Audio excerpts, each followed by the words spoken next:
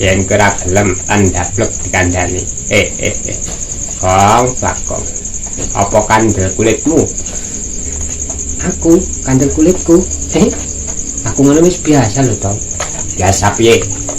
Ya biasa ngadepi kaya ngono kuwi. Ya, yen kepancing sekti Mandraguna. Tampan ana ajiku. Kok yen kowe pancen sekti. Ya.